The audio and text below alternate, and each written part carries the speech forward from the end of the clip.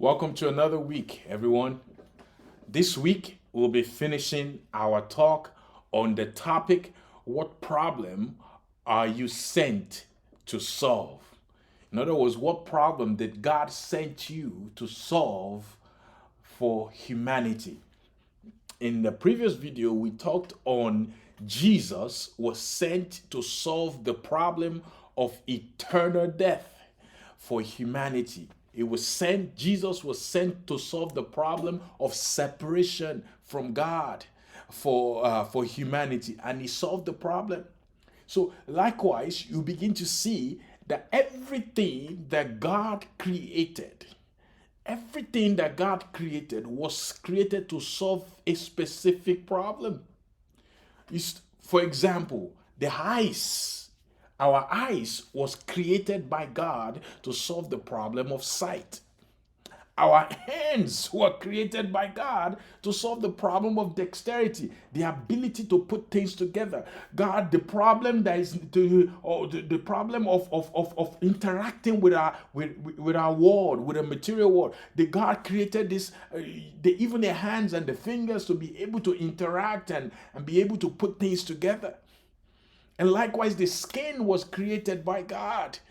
God created your skin to solve many problems. The skin is a very complicated organ of the body to solve a specific problem. So everything that God created was for a purpose.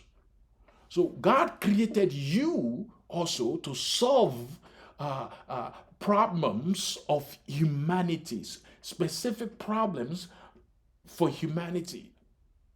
So you are not created by God to become a victim. You are not a victim of life. You were not created by God to become a victim of your surroundings. You're not created by God to be suppressed by your surroundings and be victimized by your environment. That's not the intention of God for you. You are created to rise above the problems of your surrounding and bring solution to your world. You are created to rise that in the midst of many problems that surround you, God has created you to come up with a solution and to overcome the problems that confront you.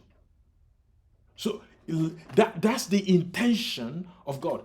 For example, the story that preceded Jesus feeding 5,000 people in the Bible, when you look at the book of Matthew chapter 14, it talks about how Jesus fed 5,000 people. But before Jesus did that, there was a problem. What was the problem? The problem was that after Jesus administered to, the Bible said 5,000, so it's probably 10,000 people, counting the women, the men, and the children that were part of it. After Jesus had preached and ministered to them, thousands of people were hungry.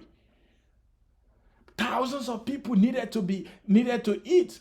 So the disciples came to Jesus that, Jesus, you finished preaching to them. Can you send these people away so that they can go and find food for themselves? But Jesus said, no, you find food for them. Jesus told the disciples, no, I will not send them. You find food for them. Where would we find food for 5,000 people? 10,000, assuming 10,000 people. Where? Then Jesus said, bring whatever you have. And they brought the loaves of bread and the small fishes that they had, and Jesus prayed it, multiplied, and fed 5,000 people. You see, the problem was that all these people needed to eat, and Jesus provided a solution for it. So Jesus fed them spiritually. He also fed them physically. So the problems that God has sent you to solve for humanity, God maybe you are sent to solve physical problems that deals with the physical body of humanity. Maybe God has sent you to solve the problem that deals with the soul of humanity. Maybe God has sent you to solve the problem that deals with the spiritual needs of humanity. God may have sent you to solve the problems or on a local level, maybe even neighborhood level. God has sent you to solve a problem in your neighborhood. Maybe God has sent you to solve a problem on a state level. God may have sent you to solve a problem on a national level. So it still comes down to the physical, the soul, and the spirit of humanity. God may have sent you to solve the problem in the medical area for humanity. God may have sent you to solve the problem of loneliness. Senior citizens all around our communities are suffering from loneliness. Maybe God has sent you to solve the problem of loneliness for senior citizens. Maybe God has sent you to solve the problem in the school system.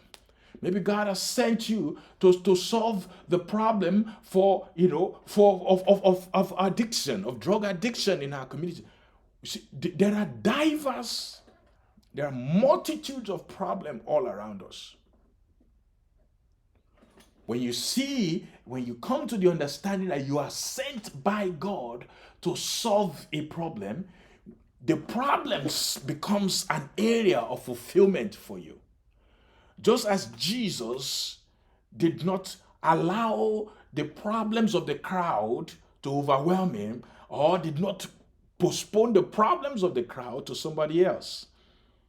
He confronted the problem and he solved it. Likewise, Jesus is sending us, is making us to become a solution, a problem solver all around you. So you are not sent by God to be a victim. You were not created by God to be a victim. You are created by God to bring solution to the problems around you.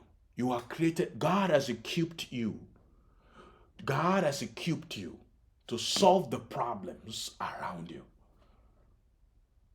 God bless you.